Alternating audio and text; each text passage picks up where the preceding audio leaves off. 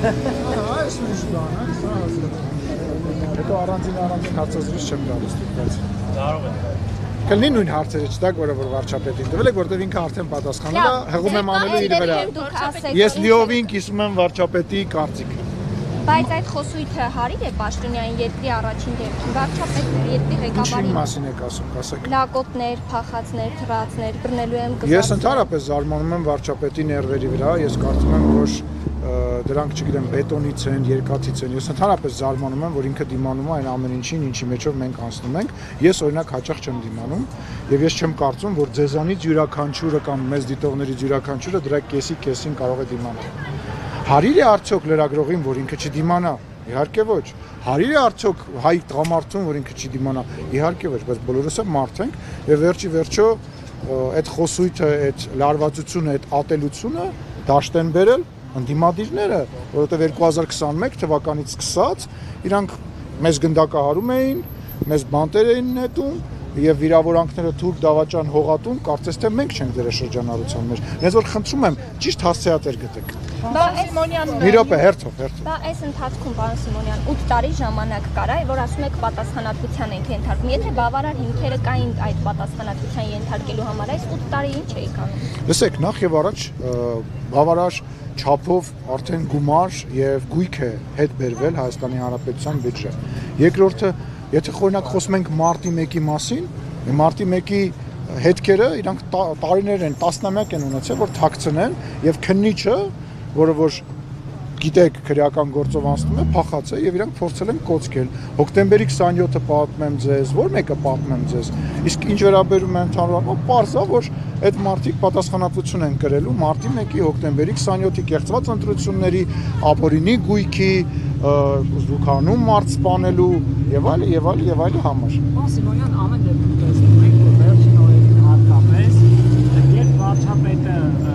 իրենց սուր հակադրող կարծիք է լսում փողոցում, ծիրո եւ ջերմ խոսքերից զատ շատ արագ նույնիսկ դուրս է գալիս։ Մեր հարցը դրա մասին է, որ արդյոք հարիր է վարչապետին այդքան բռնկուն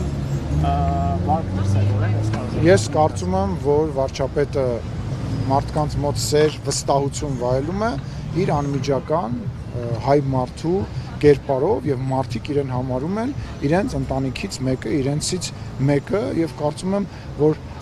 այն պատկերացումը, որը որ դուք ունեք քաղաքական գործչի, վաղուց երևի թե արդեն մի տասնամյակ է գոյություն ունի նաեւ աշխարհում։ Դուք կարող եք տեսնել դա Ամերիկայի Միացյալ Նահանգներում, Անգլիայում կարող եք տեսնել, Ֆրանսիայում կարող եք տեսնել, բոլորը մարդիկ են եւ ես խնդրում եմ ձեզ եւ խորհուրդ եմ տալիս, որպես մարդ, որը մի քիչ բարև ձեզ, որը որ մի քիչ կապ է ունեցել լրատվության հետ, թազա թեմա գտեք, որովհետեւ այդ թեման արդեն որևիցե մեկին չի ոչ գրավում է, ոչ որևիցե մեկից վանում է, այսինքն ես չեմ կարծում, որ մեկին դու հարվածում ես կամ ցավեցնում ես, ինքը դրանից բղավում է, դու պետք է, բայց հարիր էր, որ դու բղավեցիր, բայց դու սպորտսմեն ես, դու պետք է պինդել ես, այդ ինչ խոսակցություն է։ Ուզում հասկանամ լրագրողներդ, որ դուք նայում եք ձեր գործընկերներ լրագրողներին, հարիր է այն ինչ որ անում են լրագրողները, հարիր է օրինակ, երբ որ լրագրողները հետապնդում են տարիքով բավականին մեծ կնոջը եւ սադրում են եւ վիրավորում են եւ ծանր իրավիճակի մեջ են դնում։ Ձեզանից որևիցե մեկը ազատություն ռադիոկայան դուք, Ֆակտոր ջան դուք, որևիցե մեկը դուք Եվրոմեդիա քննադատել եք այդ լրագրողական գործունեությունը։ Ես անկեղծ եմ հարցնում, պատասխանեք, դուք քննադատել եք մարդկանց հետապնդելը, մարդկանց սադրելը, վատ որևիցե, լավ, եկեք դուրս գանք այդ բանից, որևիցե լրատվական կայքի, լրագրողի վատ գործողություն երբևիցե ձեր ձենները դուրս է եկել։ Բայց մենք ինչի պիտի քննադատենք։ Վայ, բայց ես ներողություն եմ, բայց ես իմ գործընկերոջը պետքա դուք ինձ հարց եք տալի, ես պետք է իմ գործընկերոջը քննադատեմ, դուք ջուրները բերաններդ հավաքած ձև անեք, որ ոչ լսում եք, ոչ տեսնում եք։ Գիտեք ինչի պետք է, հեսա գիտեք ինչի պետք է քննադատեք, որովհետև դուք պետքա որ հետաքրքրված լինեք, որպեսզի նորմալ լրատվական դաշտ ձևավորվի։ Դուք կանոնագիրք ունեք, չէ՞։ Դուք կանոնագիրք ունեք, ես ճիշտ գիտեմ։ Մենք մեր կանոնագիրքի սահմաններում աշխատում։ Այո, լավ եք անում, դուք էլ ունեք կանոնագիրք, բայց ինչի՞ չեք քննադատում ովքեր որ կանոն։ Լսեք, SMS-ով հոտված գրելը, ձեր կանոնագրքով, դու որ SMS-ով ներողություն որ դու եմ ասում, դուք որ SMS-ով այս բան գրեք, նորմալ կլինի ձեր կայքի համար։ Լսել եմ ես ձեզանից, որևիցե մեկը ձեզանից լսել է, որևիցե քննադատական խոսք։ Դուք քննադատում եք իշխանությանը, ինձ Նիկոլ Փաշինյանի գործընկերոջ ասում եք, իսկ ձեր գործընկերը որ տենց է խոսում, քիչ է խոսում տենց։ Ես ասում եմ քիչ է խոսում։